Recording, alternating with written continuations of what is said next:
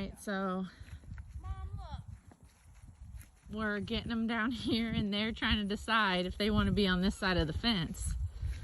They're not crazy about it. I think if I can get George over there grazing, then maybe. Come on. Move on. Oh, Stormy's gonna eat. Come on.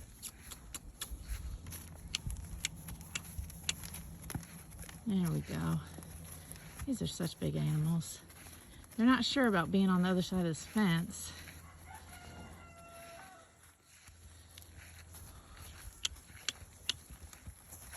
Just giving them a chance to get out here, get a feel for this. Now I double fenced them on this side. So now they're out here. This grass quality is lower. They're gonna have to work a little harder, which is good. But this is all new. George has not even been out on this side. Roxy spent a little time out when she was in quarantine. But none of the other girls, the 3 other girls, have been on this side of the fence, this hard fence right here. So they're just kind of exploring, seeing what their boundaries are.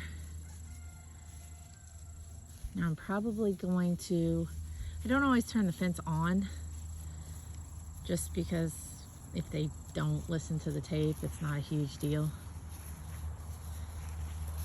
But I'm just giving them an opportunity to kind of hunt and search for some food and get settled. Georgia's rebelling. She's protesting the grass quality, I'm pretty sure. Now Storm, she's not as particular. She eats the broom straw. She'll get down there and dig and hunt and work, but Georgia likes the easy pickings. She doesn't want to have to dig through stuff she doesn't like to eat in order to get the good stuff. And they just came off of a little bit more hardy grass, so they may be feeling sorry for themselves right now. And I can't decide. This may have been a bad idea going into winter. I don't really know. I went back and forth pretty much all morning trying to decide if I wanted to put them on the lush grass or not. But ultimately I just decided to save that off for the stockpile, and we may end up having to move them this afternoon, and I may give them a paddock double the size next to see if that, and I may end up even opening it up bigger here pretty soon if this isn't satisfactory. They want to go run and try to find something else. I think they're revolting.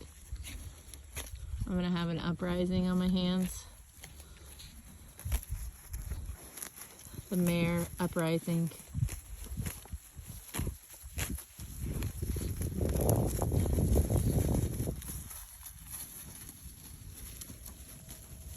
I love watching them move around, trying to figure out who's allowed to graze where, who's allowed to stand where, who's allowed to eat what.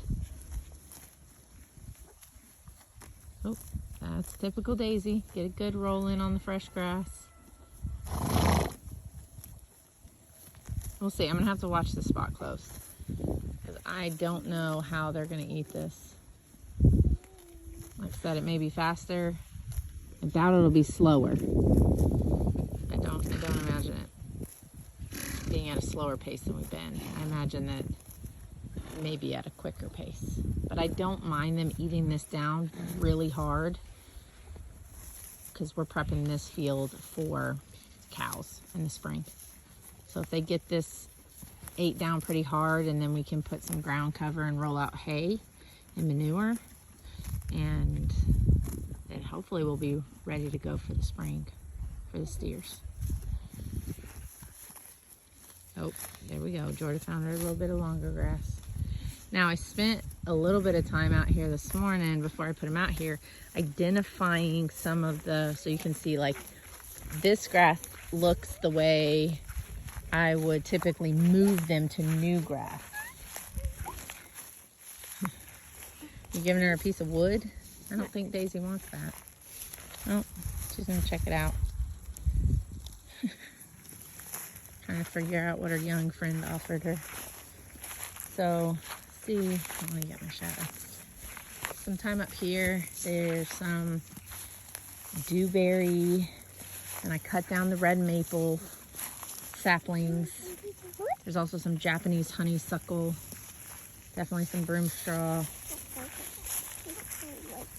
So there's a lot of different stuff out here, and I just wanted to make sure that none of it was going to be problematic for the horses to eat.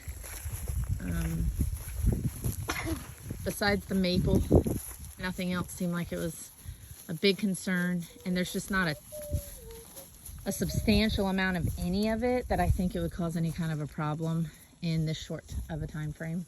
But I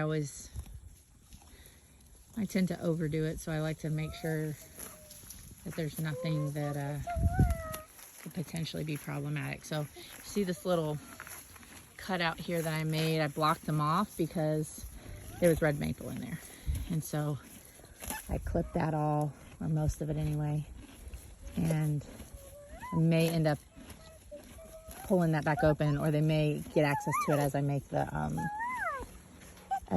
trail to go down the fence line, or yeah, down that fence line up that. We'll go up that hill and then we'll turn and we'll come back.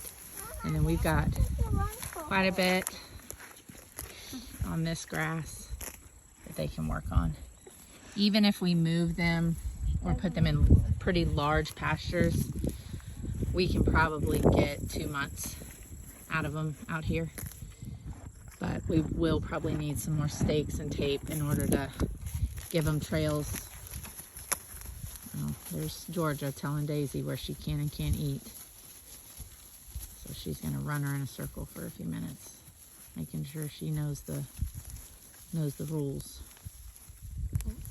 Oh, we're gonna get a little roll out of Georgia. Looks like the flies. Yeah, oh yeah, she's got flies all over her.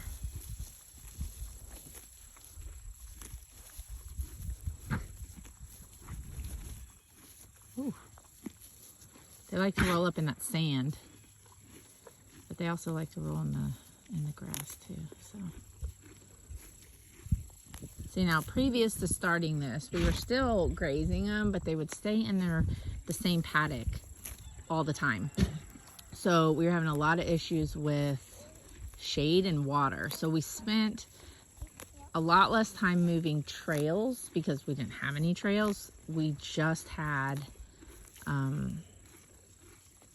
just the one paddock, so it wasn't a really huge deal for us to move the paddock over one. That part took a really short amount of time, but trying to negotiate their shade or try to put up a fly or pull them in or put them in and out of the pasture and then give them hauling water, it was a substantial amount of time. And if the shade would be right for the morning, but not for the afternoon, or just all those different things. And she keeps giving her a little piece of wood to play with. I don't know why she thinks she wants a piece of wood.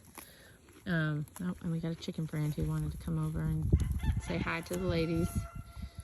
Maybe they can take care of some of the flies. That's a Rhode Island red. So, but this way, there's no shade out here right now. They don't have any shade. They don't have any water. But they don't have to be out here if they don't want to. They can walk. Now, I've got them a long path. So this is the exterior path of the pasture that we just came off of. So I made it the long one. So they have to go down, up, around, and then back into the arena and up to the barn. You can kind of see it way over there.